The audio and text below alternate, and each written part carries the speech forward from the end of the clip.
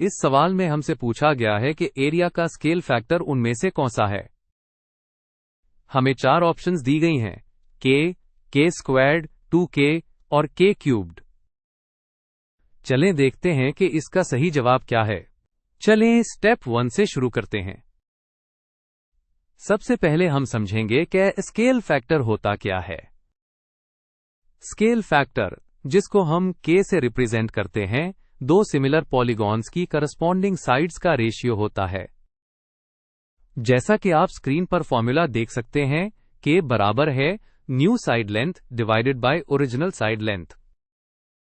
उसका मतलब है कि हर नई साइड पुरानी साइड से k गुना टाइम्स लंबी या छोटी होगी। अब इस कॉन्सेप्ट को बेहतर समझने के लिए हम स्टेप 2 में एक सिंपल सी एग्जांपल लेते हैं।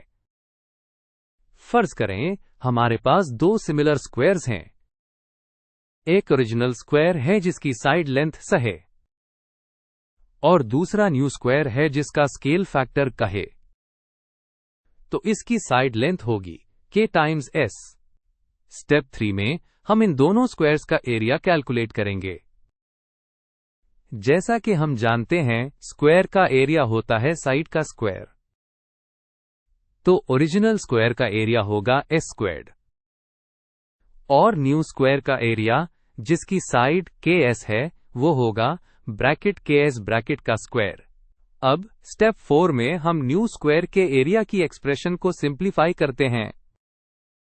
जब हम ब्रैकेट ks ब्रैकेट का स्क्वायर लेते हैं तो हम एक्सपोनेंट्स के रूल के मुताबिक उसको k squared times s squared लिख सकते हैं।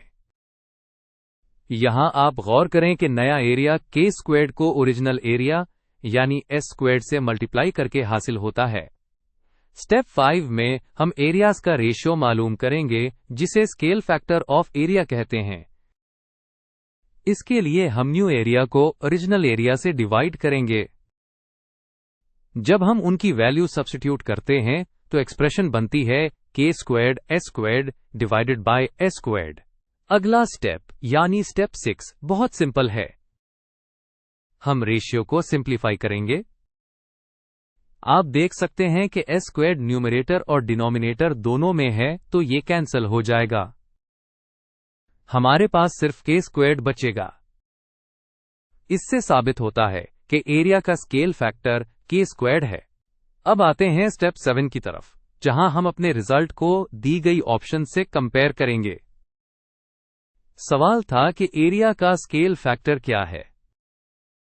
हमारी कैलकुलेशन ने शो किया कि अगर लेंथ का स्केल फैक्टर k है तो एरिया का स्केल फैक्टर k स्क्वायर्ड होगा।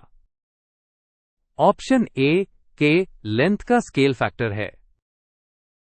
ऑप्शन बी k स्क्वायर्ड हमारे रिजल्ट से मैच करता है।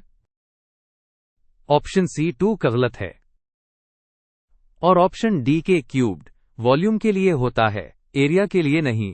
तो सारी कैलकुलेशन के बाद हम इस नतीजे पर पहुंचे हैं कि एरिया का स्केल फैक्टर k स्क्वायर्ड होता है। इसलिए हमारा करेक्ट आंसर ऑप्शन बी है। याद रखें, लेंथ के लिए स्केल फैक्टर k, एरिया के लिए k स्क्वायर्ड और वॉल्यूम के लिए k क्यूब्ड होता है।